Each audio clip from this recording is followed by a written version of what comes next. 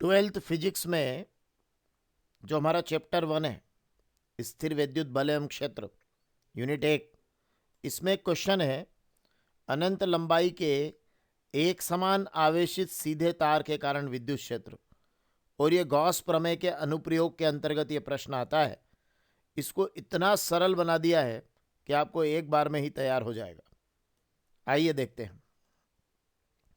जैसे आप क्या करना है, एक इस तरह से तार का एक स्ट्रक्चर ले लेना, उसको एक समान आवेशित किया है तो थोड़े प्लस के निशान यहाँ बीच में लगा देना, और अब इससे आर दूरी पर कोई पॉइंट बना लेना पी, और इस पी पर हमको निकालना है विद्युत क्षेत्र। ठीक है, तो इस पॉइंट पी पर तो आप ऐसा करना, दो सीधी लाइन खींचना, बीच में प्लस के साइन लगा देना, प्लस के निशान लगा देना, और एक पॉइंट पी बना देना आर दूरी पर, और लिख देना कि एक अनंत लंबाई का जो है सीधा आवेशित तार है, और आर दूरी पर एक पॉइंट पी है, और इस पर हमको विद्युत क्षेत्र ज्ञात करना है। अब हम इसको जो है ना, आप पी को घेरते हुए यहाँ से एक गासी पृष्ठ बनाएंगे। ठीक है, और वो बेलनाकार पृष्ठ होगा। तो चलिए उसकी भी तैयारी कर लेते हैं कि इस तार को हम अक्ष मान लेते हैं, एक्सिस मान लेते हैं यहाँ पर, और आर त्रिज्या और एल लंबाई, मतलब इसी में से हम आर त्रिज्या तो इसी को बना लेंगे, मतलब पी की लाइन से ही चला लेंगे, और एल लंबाई मतलब इसमें से एल लंबाई ले लेंगे। ये पूरा अनंत लंबाई का माना हमने, तो इसमें से एल लंबाई का एक बेलन खींच लेंगे, और इसका पृष्ठ गॉसी पृष्ठ होगा। तो देखिए मैंने ये बेलन बनाया है, तो ये आर त्रिज्या का बन गया क्योंकि पॉइंट पी को इसी पे रख लिया। ठीक है, और ये वाली लंबाई जो है वो एल हो गई। तो एल लंबाई का, आर त्रिज्या और एल लंबाई के लिए हमने एक एल लंबाई का एक बेलन खींचा, और इस बेलन का जो पृष्ठ है वो गॉसी पृष्ठ है। ठीक है, तो अब आपका ये एल लंबाई, आर त्रिज्या सब कंप्लीट हो गया। अब इस बेलन के 3 भाग हैं। देखिए, एक तो ये वाला भाग है ऊपर, समतल वृत्तीय पृष्ठ, एक समतल वृत्तीय पृष्ठ इसका नीचे है, 2, और एक ये वक्रीय पृष्ठ है बीच में। इन 3 जगह से आपका फ्लक्स आपको निकालना पड़ेगा कि गुजरने वाला फ्लक्स कितना है। मतलब आपको क्या क्या करना है देख लीजिएगा आप ध्यान से। जैसे पहला जो समतल वृत्तीय पृष्ठ है वो है S1, दूसरा समतल वृत्तीय पृष्ठ है S2, ये वक्रीय पृष्ठ है, सॉरी, ये वृत्तीय पृष्ठ इसमें 2 हैं, एक S1 है और एक नीचे वाला यहाँ मैं बता देता हूँ ये S3। तो ये दोनों हो गए आपके वृत्तीय पृष्ठ, समतल वृत्तीय पृष्ठ, और ये वक्रीय पृष्ठ है, वक्र पृष्ठ है S2। आपको मालूम ना बेलन का वक्र पृष्ठ। तो आपको पहले S1 से गुजरने वाला फ्लक्स निकालना है, फिर S2 से, और फिर S3 से। 3 टुकड़े इसके करना है, इसीलिए लिखा है इसके 3 भाग, और बहुत सिंपल है, बहुत सरल है, चिंता मत करिएगा, बिल्कुल एक दूसरे की नकल हो जाएगी। देखिए आप, ये देखिए यहाँ देखिए, S1 से गुजरने वाला फ्लक्स निकालना है।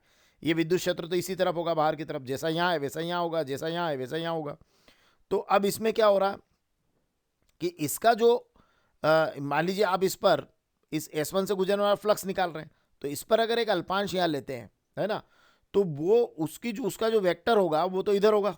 मतलब अगर यहाँ आप ds लेते हैं अल्पांश, तो S1 है तो ds1 ले लो, तो ds1 लिया तो इसका जो सदिश होगा वो यहाँ होगा ds1 का। तो ये यहाँ आपका समतल वृत्तीय पृष्ठ से गुजरने वाला फ्लक्स आपका निकल जाएगा। तो देखिए ds1 वेक्टर यहाँ पर है, तो इसका मतलब E और ds1 के बीच 90 डिग्री का कोण है। तो इस समतल वृत्तीय पृष्ठ से गुजरने वाला फ्लक्स हो जाएगा आपका क्लोज इंटीग्रल ऑफ S, है ना, E इंटू ds1 कर दो वेक्टर में, ये फ्लक्स का फार्मूला है EDS, है ना।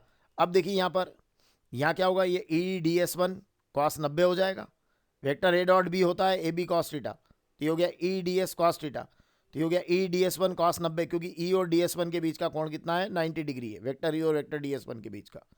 तो वेक्टर E और वेक्टर ds1 के बीच का कोण 90 डिग्री, cos 90 जीरो होता है, ये आपका आंसर हो जाएगा इसका 0। अगर बायोलॉजी के स्टूडेंट से यहाँ नहीं संभले तो आप सीधे सीधे भी लिख देना, समतल वृत्तीय पृष्ठ से गुजरने वाला फ्लक्स जो है S1 और S3 से गुजरने वाला फ्लक्स 0 होगा, है ना। छोड़ के आने की बजाय आप यहाँ पे ऐसा भी कर सकते, देखो जैसा S1 है वैसा ही S3 है। अब इसी समतल वृत्तीय पृष्ठ S3 से भी गुजरने वाला फ्लक्स निकाल लो, बिल्कुल नकल करना है, आपको कुछ नहीं करना, विद्युत क्षेत्र तो इधर ही रखना है E हर बार, है ना। अब उसका जो है, उसके अंदर ds1 किधर ds3 किधर चला जाएगा, इधर नीचे की तरफ, तो यहाँ भी आप उसमें भी एक अल्पांश ले लीजिएगा, और ये ds3।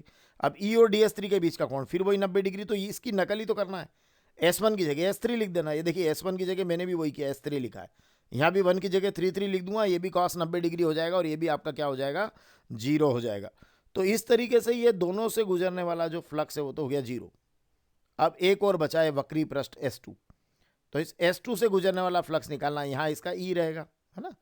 तो अब इससे गुजरने वाला फ्लक्स निकालिए, चलिए। तो यहाँ पर क्या होगा कि अगर आप अल्पांश लेंगे यहाँ पर इस जगह, तो फिर उसका जो ds2 होगा वो इसी साइड होगा जिधर E है, तो यहाँ एंगल 0 डिग्री हो जाएगा। बस ये समझने वाली बात है। क्लियर है? तो ये देखिए आप, ये DS2 और ये E और DS2 के वेक्टर E और वेक्टर DS2 के बीच कोण 0 डिग्री है। तो इस वक्री पृष्ठ से गुजरने वाला फ्लक्स हो जाएगा, S2 से गुजरने वाला हो जाएगा close integral of S E DS2 cos 0। देखो यहाँ E DS1 cos 90, E DS3 cos 90, यहाँ दोनों जगह 90 90 था, तो यहाँ 90 लिखा तो ये 0 हो गया। अब यहाँ cos 0 है क्योंकि ये इसी लाइन पर है, तो ये आपका हो जाएगा, है ना, cos 0 1 होता है, तो ये हो जाएगा आपका E close integral of S E DS2, और वैल्यू पुट अगर हम करने जाएंगे इस पे तो ये हो जाएगा E इंटू 2πRL। देखिए E तो बाहर हो गया, और क्लोज इंटीग्रल ऑफ DS2 हो जाएगा, तो इस बेलन का वक्र पृष्ठ हो जाएगा, और बेलन का वक्र पृष्ठ क्या होता है, 2πRH होता है। तो यहाँ हाइट की जगह लंबाई लिखी L, तो ये हो जाएगा 2πRL। तो ये E बाहर हो गया E, और close integral of S DS2 का मतलब हो गया 2πRL। तो आप डायरेक्ट लिख देना E इंटू 2πRL। अब देखिए इस पूरा जो बेलनाकार आपका पृष्ठ है, इससे गुजरने वाला आपका फ्लक्स निकल गया 0 धन E इंटू 2πRL, मतलब कुल मिलाकर यही गुजरा है इतना, जो वक्री पृष्ठ से गुजरा है। तो आप लिख देंगे कि संपूर्ण बंद पृष्ठ से गुजरने वाला जो फ्लक्स है वो हो गया 0 प्लस E इंटू 2πRL, और जिसका हो गया E इंटू 2πRL। मतलब जो S2 से गुजरेगा वही आपका संपूर्ण पृष्ठ से गुजरेगा। अब देखिए ये आंसर आपका 90% पूरा हो गया है, क्योंकि अगर आपने इस पृष्ठ से गुजरने वाला फ्लक्स निकाल लिया E इंटू 2πRL, तो अब तो आपको फ्लक्स के मानों की तुलना करनी है, क्योंकि जो फ्लक्स की एक वैल्यू गॉस प्रमेय में भी रहती है ना, तो बस दोनों की तुलना हो जाएगी। देखिए कैसे, ये आपका फ्लक्स हो गया phi is equal to E into 2πRL। अब गॉस प्रमेय से क्या जानते हो आप कि फाई इज इक्वल टू होता है 1/ε0 इंटू Q, या Q/ε0। तो एक फ्लक्स आप निकालेंगे, एक फ्लक्स गॉस प्रमेय से, और दोनों की क्या करते हैं, तुलना करके E का मान निकाल लेना। तो 1 और 2 से किया, देखिए दोनों को बराबर लिखा, बराबर लिखने के बाद भी क्या करा, यहाँ से आप क्या करेंगे, E का मान निकालेंगे। लेकिन उसके पहले मैं थोड़ा सा एक काम और कर देता हूँ।